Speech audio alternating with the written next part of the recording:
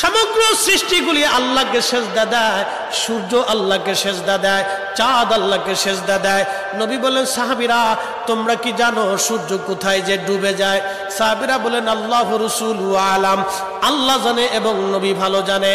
আল্লাহ নবী বললেন, সাহাবীরা রে, সূর্য যেতে যেতে আরশে মুআল্লার নিচে যায় আল্লাহকে সেজদা দিয়া সুবহানা রাব্বিল আলা বলে সূর্য পড়তে থাকে, আর সুবহানা রাব্বিল আলা বলে সূর্য তাসবিহ পড়তে থাকে, আর বলে, হে রব, আপনি যদি অনুমতি দেন পৃথিবীবাসীর জন্য আবার আলো নিয়ে ফিরে যাব, আর অনুমতি যদি না দেন আমি আপনার কুদরতি কদমে সেজদায় পড়ে পড়ে কাঁদতে থাকব। আল্লাহ নবী বললেন, সূর্য থেকে আমার রব অনুমতি দেওয়ার কারণে সকালবেলা তোমরা সূর্যের আলো পাও। কিয়ামতের পূর্ব সময় অনুমতি দেবে না, দেবে না, দেবে না, দেবে না। 6 মাস পার হয়ে যাবে, পৃথিবী অন্ধকারে নিমজ্জিত হয়ে যাবে, কান্নার রোল পড়ে যাবে, অন্ধকারে ছেয়ে যাবে সারা দুনিয়া। মানুষ বলবে, সূর্যের কি হলো? সে কি হারিয়ে গেছে? সূর্য কোথাও খুঁজে পাওয়া যাবে না, আলো পাওয়া যাবে না, অন্ধকারে সারা পৃথিবীতে কান্না বেড়ে যাবে। এবার রব বলবে, সূর্য উঠো। সূর্য পূর্ব দিক থেকে উঠার সময় পাবে না, পশ্চিম দিক থেকে উঠা শুরু হয়ে যাবে সূর্য। আল্লাহ নবী বললেন, তওবার দরজা বন্ধ হয়ে যাবে, আর ওই সময় দক্ষিণ দিক থেকে একটা বাতাস আসবে। সমস্ত ইমানদার সেই দিন মারা যাবে, কোনো ইমানদার আর থাকবে না, আল্লাহকে আল্লাহ বলে ডাক দেওয়ার মতো কেউ থাকবে না।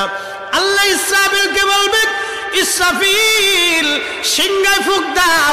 আল্লাহর এই ফেরেশতা সিংহা হাতে নিয়ে মুখের কাছে নিয়ে আল্লাহর আরশে মুআল্লার দিকে তাকায় থাকে, একটা সেকেন্ডের জন্য এদিক আর ওদিক করে না।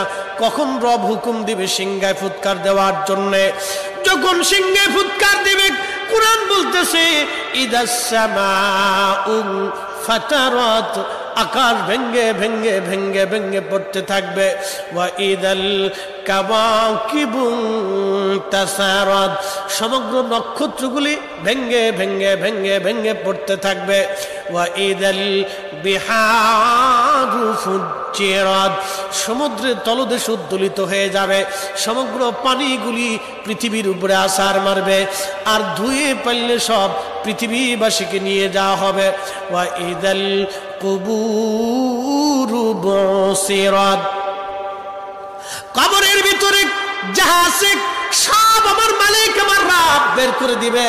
কবর থেকে মানুষ বের হইয়া সেই দিন হাসরের ময়দানের দিকে দৌড়াইতে থাকবে, সবাই উলঙ্গ থাকবে, কিন্তু আমার নবীকে আল্লাহ 70,000 ফেরেশতা বেষ্টন করাইয়া জান্নাতের পোশাক পরাইয়া মহাসম্মানে ফেরেশতারা মিছিল দিয়ে দিয়া আমার নবীকে হাসরের ময়দানে মাকামে মাহমুদে বসাবে।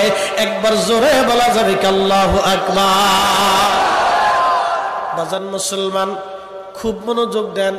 হযরত ইউনূস আলাইহিস সালামের কথা বলছিলাম, মাছের পেটের ভিতরে ইউনূস, চিন্তা করলেন মরে গেলাম না।